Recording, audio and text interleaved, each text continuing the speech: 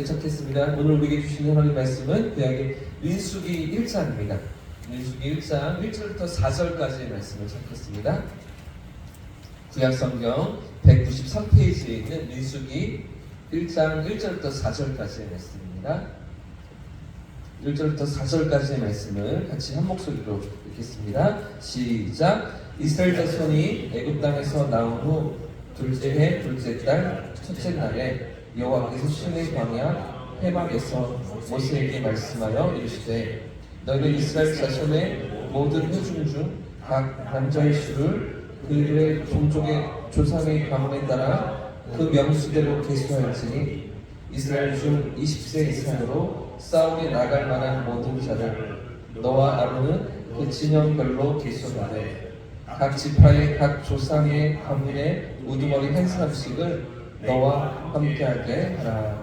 아멘. 44절부터 46절도 석절도 같이 44절부터 46절입니다. 시작. 이 계수함을 받은 자는 모세와 아론과 각기 이스라엘 조상의 가문을 대표한 12지휘관이 계수하였더라.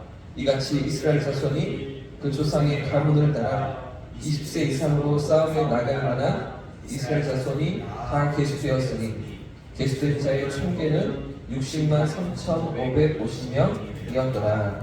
아멘. 할렐루야. 할렐루야. 오늘 하나님께서 우리의 삶을 선한 길로 인도하실 줄 믿습니다.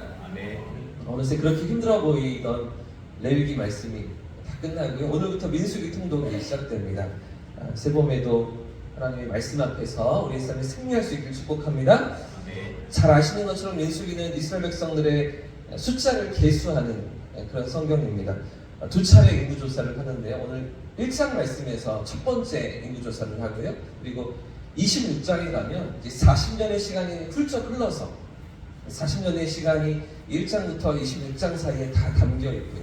그것도 모든 사건은 다 다른 것이 아니라 가장 중요하고 핵심적이고 아주 의미가 있는 사건들만 축약해서 압축해서 담아두고 있고요. 26장에서 두 번째 인구조사를 하면서 이제 가나안 땅에 입성할 그런 준비를 하는 장면을 우리에게 보여주는 성경이 바로 민수기입니다. 백성들 숫자를 세는 것. 그래서 영어로 된 성경의 제목은 넘버스입니다. 숫자들 이렇게 제시하고 있는데 두 번째 인구조사가 있고 그 사이에 40년의 광야 생활이 담겨있는 성경이 바로 민수기인 것이죠. 자, 그래서 오늘 1장 본문에서 모세는 이스라엘 백성 중에 싸움에 나갈 만한 그런 숫자를 계수하고 있습니다. 20절 말씀을 보시면 르우벤 지파부터 43절의 납달리 지파까지 12지파를 다 계수하는 장면이 오늘 1장에 드러나고 있는데요. 전쟁에 나가서 싸울 만한 20세 이상의 남자들 숫자들을 계수하고 있는 장면입니다. 자, 그런데 이 대목도 곰곰이 생각해보면 조금 이상합니다. 잘 생각해보면 하나님이 모르십니까? 몇 명인지 모르십니까? 머리털 숫자까지 다 세신 바 되셨다고 하셨는데 이렇게 세야만 그래야만 하나님이 아십니까? 다 알고 계시잖아요. 그런데도 왜 세라고 말씀하실까요? 그런데 다 세어보니 몇 명입니까? 방금 읽었던 45절과 46절 말씀을 보십시오. 제가 읽겠습니다. 이같이 이스라엘 자손이 그 조상의 가문을 따라 20세 이상으로서 싸움에 나갈 만한 이스라엘 자손이 다 계수되었으니 계수된 자의 총계는 60만 3,550명이었더라. 계수해보니 몇 명이었습니까? 60만 명이 넘습니다. 장정만 그런 것이죠. 그러니까 노약자, 어린이들, 여인들까지 다 합치면 적어도 200만이 넘는 숫자가 그들 가운데 지금 출애굽하고 있는 것입니다. 며칠이나 걸렸을까요? 200만이 넘는 숫자, 장정만 60만을 계수하는데 며칠이나 걸렸을까요? 모르긴 몰라도 적지 않은 시간이 걸렸을 것입니다. 18절 말씀을 보시면 출애굽하고 둘째 달 첫째 날에 온 회중이 모였다 이렇게 시작합니다. 그리고 10장 11절 말씀에 가면 10장에 넘어가면 둘째 달 20날에 구름이 떠오르고 행진하기를 시작했다 이렇게 말씀하시는데요. 그러니까 둘째 날 첫째 날에 온 회중이 모여서 계수를 시작하고 둘째 날 20날에 행진하였으니까 이 20일 가까운 시간 동안 계수하였던 것이죠. 20일 동안 계수해야 될 정도로 오랜 시간이 걸렸습니다. 번거롭고 불편한 그런 절차를 거쳐서 인원을 파악하고 계수하였던 것이죠. 그런데 왜 하나님은 이렇게 지루하고 불편한 일들을 시키셨던 것입니까? 이미 다 알고 계시는데도 왜 하나님은 인원을 계수하라 명령하시는 것입니까? 몇 가지 이유가 있는데 두 가지 정도 오늘 우리가 살펴보려고 합니다. 첫 번째는 눈으로 보라는 것입니다. 함께 따라해 보겠습니다. 눈으로 확인하라. 눈으로 확인하라는 것이죠. 무엇을 확인하라는 것입니까? 하나님의 신실하심을 확인하라는 것입니다. 약속의 신실하심을, 하나님의 선하신 성취를 확인하라는 것입니다. 지금 20일 동안 계수한 숫자가 모두 몇 명입니까? 60만, 200만이 넘는 숫자가 되어 있는 것이죠. 그 70명밖에 되지 않던 작은 무리. 애굽으로 내려갈 때, 그죠? 야곱의 가족들이 70명이었잖아요. 거기에 이제 요셉의 식구들 4명까지 합쳐서 74명이었습니다.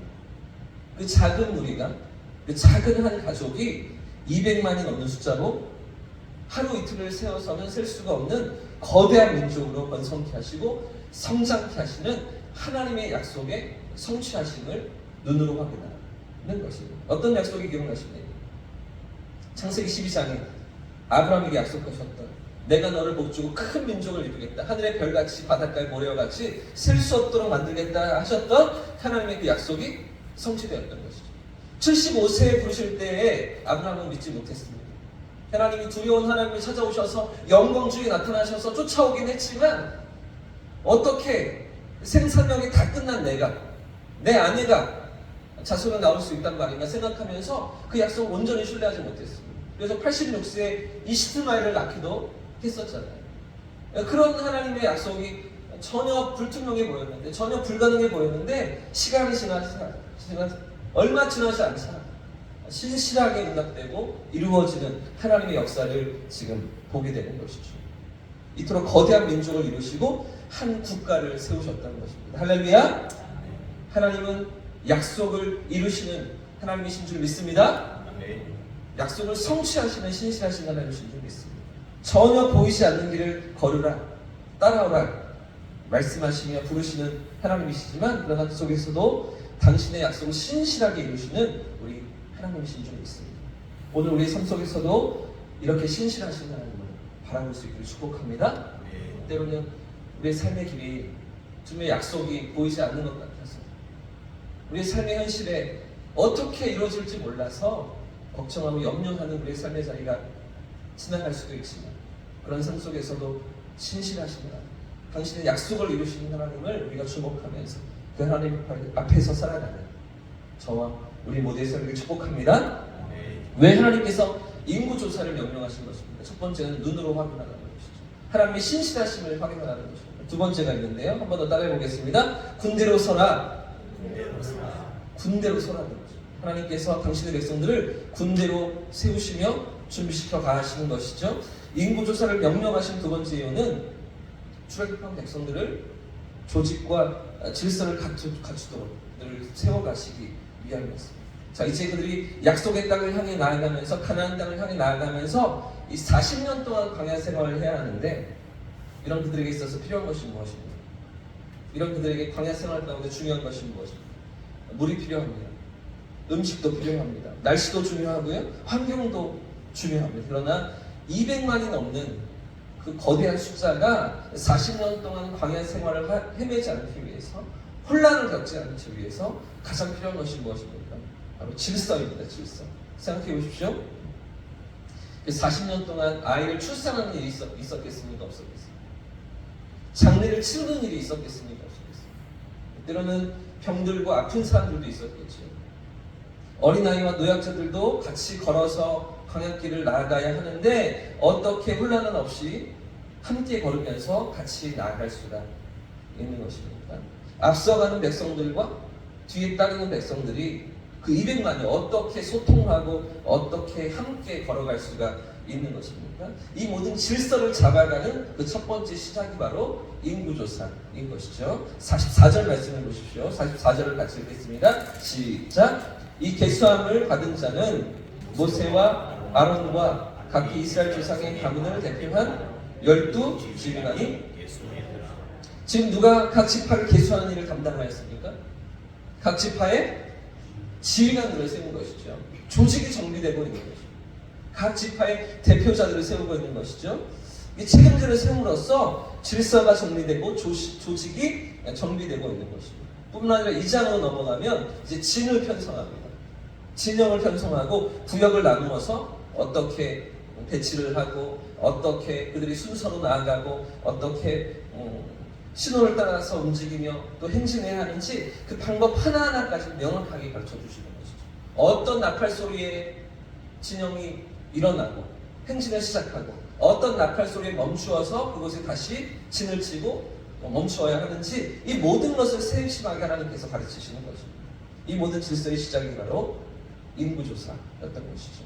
하나님께서 지금 무엇을 하고 계십니까? 질서를 정리하고 계십니다.